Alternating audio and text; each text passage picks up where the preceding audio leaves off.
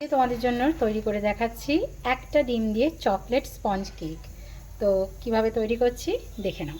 প্রথমে আমি ড্রাই ইনগ্রিডিয়েন্টসগুলো এখানে চেলে নেব। তো আমি এখানেতে চালিয়ে নিয়েছি, যেটা প্রত্যেকবারই নিয়ে থাকি।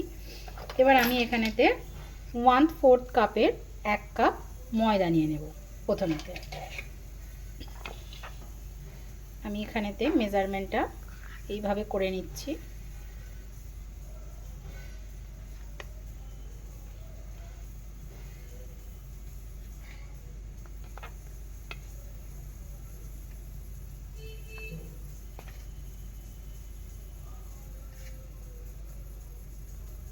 আমি এইভাবে করে নিয়ে এবার যে ময়দাটা এক্সট্রা থাকবে সেটা আমি এর মধ্যে দিয়ে দেব। মানে সেটা অবশ্যই এইভাবে টেনে নিলেই বুঝতে পারবে। তো আমি এখানেতে নিয়ে নিয়েছি 1/4 কাপের মতন ময়দা। এবার আমি এর মধ্যে দিয়ে দেব বেকিং সোডা। বেকিং সোডা আমি এখানেতে একদম 1 চিমটের মতন বেকিং সোডা আমি এখানে দিয়ে নিচ্ছি। এবার দিয়ে নেব বেকিং পাউডার। আমি এখানেতে বেকিং পাউডার দিয়ে নেব 1/4 টিস্পুন। দেখে নাও, এখানেতে লেখাই আছে 1/4 টিস্পুন। এটা দিচ্ছি বেকিং পাউডার। এটাও আমি এইভাবে দিয়ে নেব। এবার আমি এর মধ্যে দিয়ে দেব কোকো পাউডার। তোমরা মার্কেটে কোকো পাউডার খুব সহজেই কিনতে পেয়ে যাবে। এছাড়া তোমরা যে কোনো কেক শপ থেকেও নিতে পারো। এখানে আমি 1 টেবিল স্পুনের মতন কোকো পাউডার দিয়ে নেব। এটাকেও সেম একই পদ্ধতিতে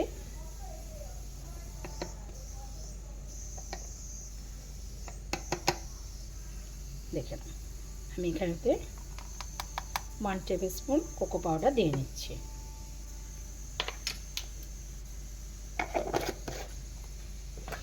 এবার আমি এর মধ্যে সামান্য পরিমাণ 1 চিমটে নুন দিয়ে নেব। এবার এই সবগুলোকে আমি আস্তে আস্তে এইভাবে চেলে নেব।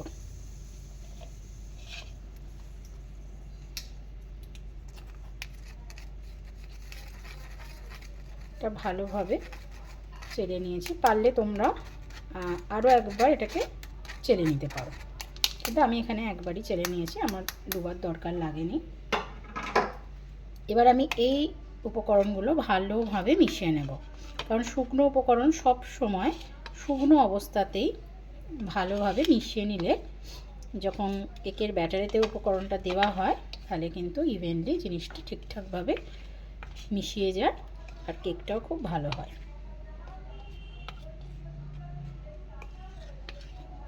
দেখো, এটা ভালোভাবে আমি মিশিয়ে নিচ্ছি। কারা কারা চকলেট কেক খেতে খুব ভালোবাসো কমেন্ট বক্সে লিখবে। আমার তো ভীষণ ভালো লাগে কেক জিনিসটা, আমার তৈরি করতেও ভীষণ ভালো লাগে, খেতেও ভীষণ ভালো লাগে। তো আমার এখানে কমপ্লিট। এবার এর মধ্যে আমি আরেকটা জিনিস দেব, সেটা হচ্ছে কফি। আমি কফিটা তখন দিইনি, এখন দিয়ে নেব। এখানে আমি 1/2 টিস্পুন কফি দিয়ে নেব। দেখে নাও, আমি এখানেতে কফিটাও দিয়ে নিচ্ছি 1/2 টিস্পুন। কফিটাকেও আমি একটুখানি মধ্যে দিয়ে চেলে নেব।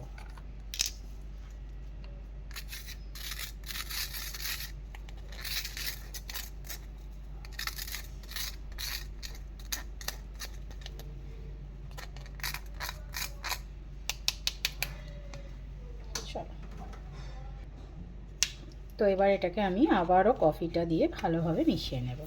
কফিটা তোমরা প্রথমেই দিয়ে দিতে পারো, যখন ময়দা বেকিং পাউডার নিচ্ছিলাম আমি তখন ভুলে গিয়েছিলাম, তো তাই পরে দিয়েছি। এর অনেকেই বলতে পারো যে চকলেট কেকে কেন কফি দিলে। চকলেট কেকেতে তোমরা যদি কফি দিয়ে তৈরি করো সেটা অসম্ভব সুন্দর খেতে হয়।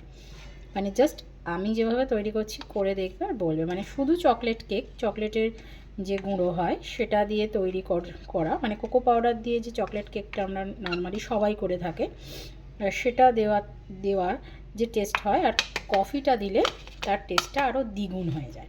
তো এখানে আমার শুকনো উপকরণ রেডি। এবার আমি যা যা লিকুইড উপকরণগুলো আছে সেগুলো এবারে তৈরি করব। এবারে এখানেতে আমি যেটা দেব সেটা হচ্ছে, এখানেতে আমি চিনিটাকে মেজারমেন্ট করে নেব। এখানে আমি চিনি নিয়ে নিয়েছি। চিনিকে নর্মাল গ্রাইন্ডারে দিয়ে, নর্মাল চিনিকে মানে বাড়ির যে চিনি আমরা ইউজ করি সেটাই গ্রাইন্ডারে দিয়ে আমি এখানেতে গুঁড়ো করে নিয়েছি। এখানে তো আছে 1/4 কাপ। যে পরিমাণের ময়দা সেই পরিমাণেরই চিনি দিচ্ছি আমি এখানেতে। আর এটা হালকা হাতে সরিয়ে নিতে হবে, মানে কোনো জোর করার দরকার নেই। দেখে নাও 1/4 কাপ এখানেতে আমি চিনি দিয়ে নিচ্ছি। এটাকে সরিয়ে দেব।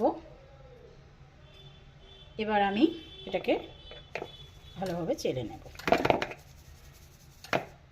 দেখো তোমরা নিজেরাই দেখতে পাবে, তোমরা নিজেরাই দেখতে পাবে। দেখো এখানেতে চিনির কিন্তু কিছু মানে গুঁড়ো আছে, কিছুটা গোটা আছে। তো আমি এটাকে চেলে আলাদা সরিয়ে নেব।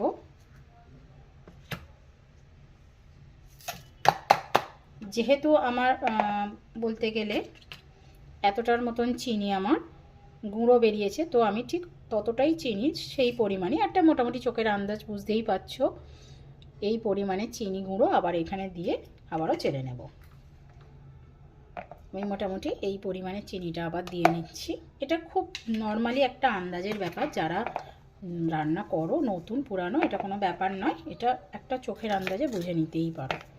তো আমার দেখে নাও একদম চিনিটা কিন্তু পারফেক্ট দেওয়া আছে, মানে মেজারমেন্ট কাপের 1/4 কাপ এখানেতে আমি চিনি দিয়েছি, গুঁড়ো চিনি যেটাকে বলে, এখানে দিয়ে নিয়েছি, দেখতেই পাচ্ছ।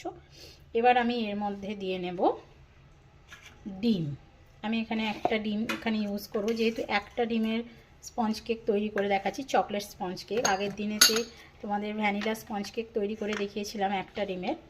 আজকে আমি দেখাচ্ছি যেটা, সেটা হচ্ছে চকলেট স্পঞ্জ কেক। দেখো আমি এখানেতে ডিমটা আলাদা করে এরকম ফাটিয়ে নিচ্ছি।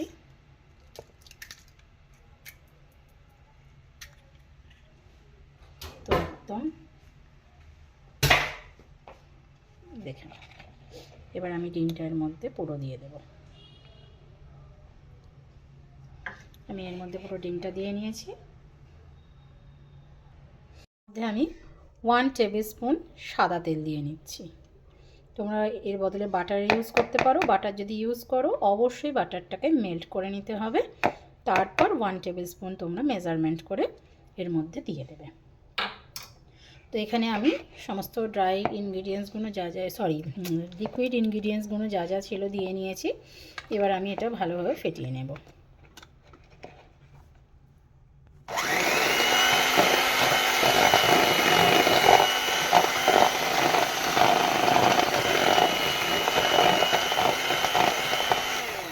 এটা ভালোভাবে ফেটিয়ে নিতে হবে যাতে জিনিসটা একদম খুব ভালোভাবে একটা কি বলবো, একদম ফোমের মতন তৈরি হয়ে যায়।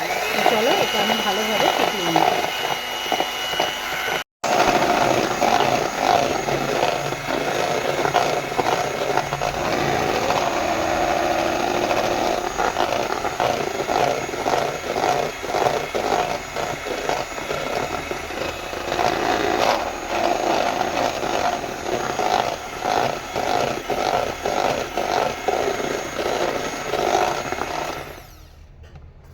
তো দেখো আমার এখানেতে কিন্তু একদম এটা রেডি হয়ে গেছে, দেখতেই পাচ্ছ। এবার আমি এর মধ্যে ড্রাই ইনগ্রিডিয়েন্টসগুলো দেব। তার আগে যেটা আমি করেছি, আমি মাইক্রোওভেনেতে কনভেকশন মোডেতে 160 ডিগ্রিতে 8 মিনিটের জন্য প্রিহিটে দিয়ে দিয়েছি। তারপর আমি এখানেতে পাত্রটা রেডি করব। তো চলো প্রথমে আমি পাত্রটা রেডি করি, তারপরে ড্রাই ইনগ্রিডিয়েন্টসগুলো দেবো। তো পাত্র রেডির জন্য আমি এখানেতে 5 ইঞ্চি মোল্ডের রাউন্ড যে মোল্ড আছে 5 ইঞ্চি মোল্ডটা আমি নিয়ে নিয়েছি এখানেতে। তোমরা এটা যদি আরেকটু হাইট চাও তাহলে 4 ইঞ্চি মোলটা ইউজ করতে পারো। এটা নর্মালি 4 থেকে 5 ইঞ্চি মোল্ডেই এটা হয়।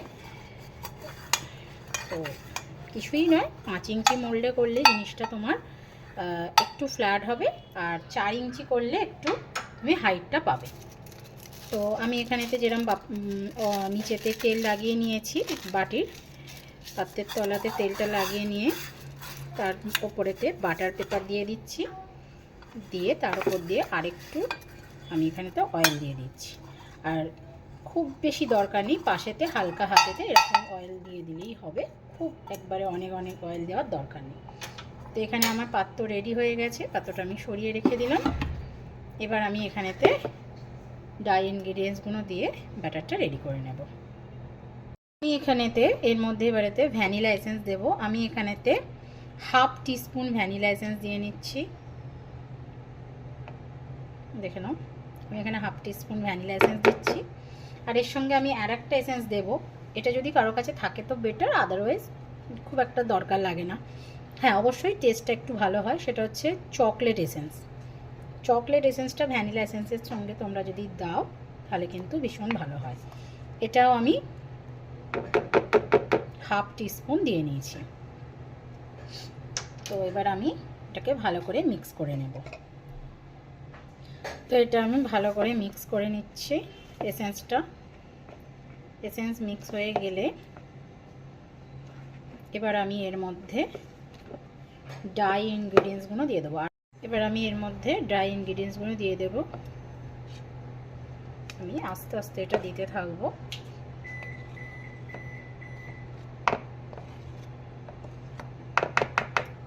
এটা অল্প অল্প করে দেব, আর এইভাবে আস্তে আস্তে মিক্স করব। দেখে নাও, খুব জোরে কিন্তু আমি করছি না, কাট অ্যান্ড ফোল্ড যেটা হয় সেইভাবেই, সেই মেথডেতেই আমি জিনিসটা করছি, দেখতেই পাচ্ছ। এইভাবে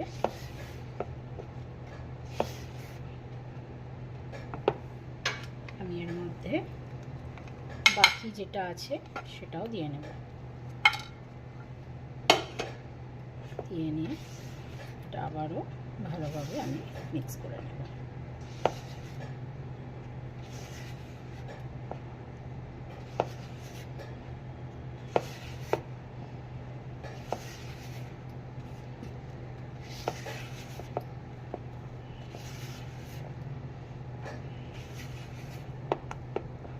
এই পর্যায়ে এসে যদি কারোর মনে হয় যে ব্যাটারটা খুব কি বলবো, মানে খুব ঠিক লাগছে, তাহলে সেক্ষেত্রে তোমরা ছোট চামচের 2 চামচ অর্থাৎ 2 টিস্পুন এখানেতে দুধ দিতে পারো, বা 1 টেবিল স্পুন দুধ দিতে পারো। আমার এখানে মনে হয়েছে যে আমি একটু এতে দুধ দিতে হবে, তো আমি একটু দিয়ে নিচ্ছি। নর্মাল রুম টেম্পারেচারের যে মিল্ক কিন্তু দিতে হবে। দেখে নাও, আমি এখানেতে দিয়ে নিচ্ছি।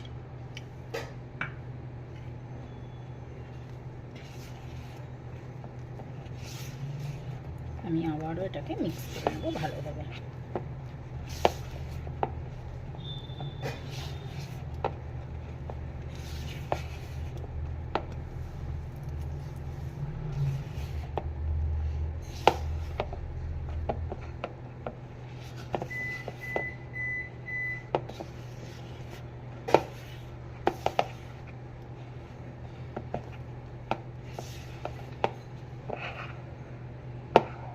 দেখো, আমি কিন্তু পুরো যা যা রেসিপি করেছি মানে পুরোটা কিন্তু আমি এইভাবেই যেভাবে করেছি রেসিপিটা সমস্তটা তোমাদের সঙ্গে শেয়ার করে দিলাম। কোনো এডিট বা কোনো কিছু কাট করে দিইনি। যতক্ষণ মিক্স করতে লাগলো আমি ততক্ষণে এটাকে কিন্তু মিক্স করে দিলাম। তো এখানে রেডি। চলো এবার পাত্রে ঢেলে নিই। তো আমি এখানে পাত্র নিয়ে নিয়েছি, আমি এবার এর মধ্যে ব্যাটারটা দিয়ে নেব।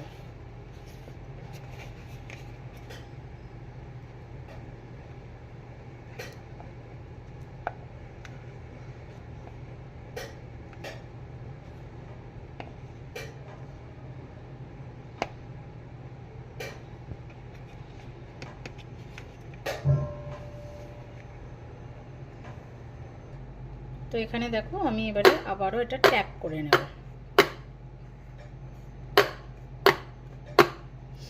এটাকে মোটামুটি 2-3 সেকেন্ড আমি এরকম রেখে দেব, যাতে এয়ার বাবলস যেগুলো আছে আবারও হলে সেটা ট্যাপ করলে আবারও সেটা ঠিক হয়ে যাবে।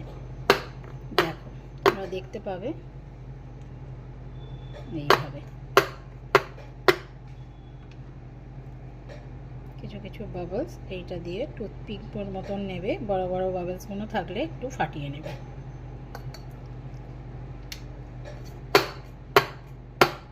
চলো এবার এটাকে আমি কনভেকশন মোডেতে 160 ডিগ্রিতে 25 মিনিটের জন্য বেক করতে দেব।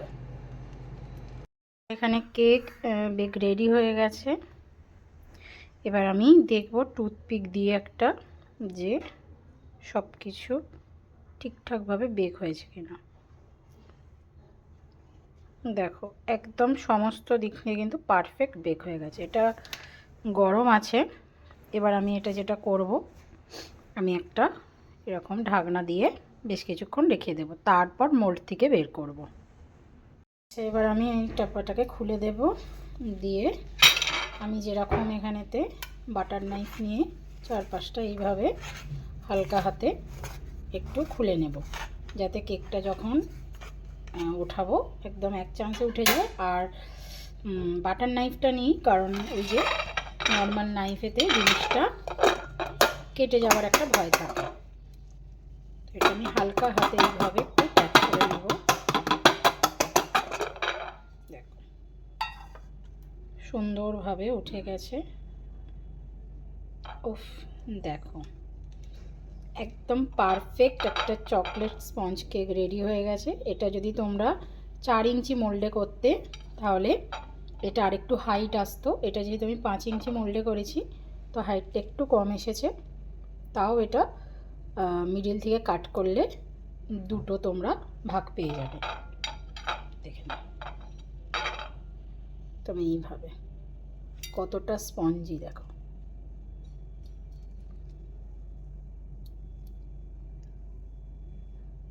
ভীষণ নরম হয়।